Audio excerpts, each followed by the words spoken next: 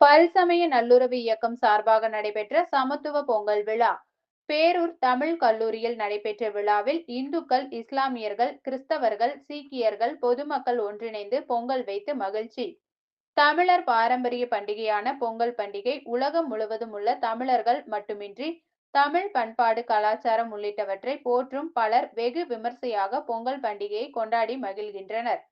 இந்த நிலையில் கோவையில் பல்சமய நல்லுறவு இயக்கம் சார்பாக ஒவ்வொரு ஆண்டும் மத பாகுபாடின்றி மத நல்லிணக்கத்தை வலியுறுத்தும் வகையில் சமத்துவ பொங்கல் கொண்டாட்ட நிகழ்ச்சி நடைபெற்று வருகின்றது. இதன் தொடர்ச்சியாக கோவை பேரூர் தமிழ் கல்லூரி வளாகத்தில் பல்சமய நல்லுறவு இயக்கத்தின் சார்பாக 16வது ஆண்டாக நடைபெற்ற பொங்கல் விழாவில் பல்சமய நல்லுறவு இயக்கத்தின் தலைவரும் தமிழக சிறுபான்மை ஆணைய உறுப்பினருமான முகமது ரஃபி தலைமை தாங்கினார். இதில் பேரூர் ஆதீனம் தவ திரு சாந்தலிங்கம் வருதாச்சல அடிகளார் கலந்து கொண்டார்.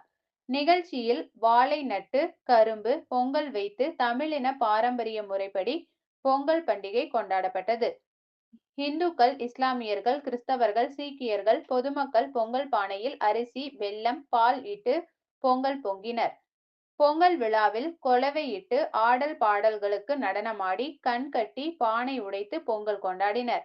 இது போன்ற சாதி மத பேதமில்லாமல் நாட்டில் உள்ள பொதுமக்கள் மத நல்லிணக்க விழாக்களை கொண்டாட வேண்டும் எனவும், வேற்றுமையில் ஒற்றுமை, பன்முக கலாச்சாரம் கொண்ட இந்த நாட்டில் மத நல்லிணக்கமே மனிதம் மலர உதவும் என பல்சமய நல்லுறவு இயக்கத்தின் தலைவர் முகமது ரஃபி தெரிவித்தார். தொடர்ந்து பொங்கல் பண்டிகையை முன்னிட்டு பொதுமக்களுக்கு நலத்திட்ட உதவிகள் வழங்கப்பட்டது.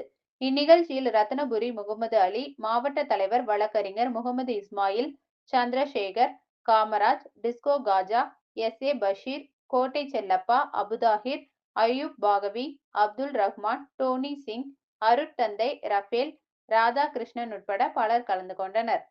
திருச்சிற்றம்பலம். இந்த உலக பொது 2026 அன்று ஞாயிற்றை வரவேற்கக்கூடிய தை பொங்கல் சிறப்பான முறையிலே பல்சமய நல்லுறவு இயக்கமும் பேரூர் ஆதீனமும் இணைந்து ஒவ்வொரு ஆண்டும் நடத்தி வருகின்றது.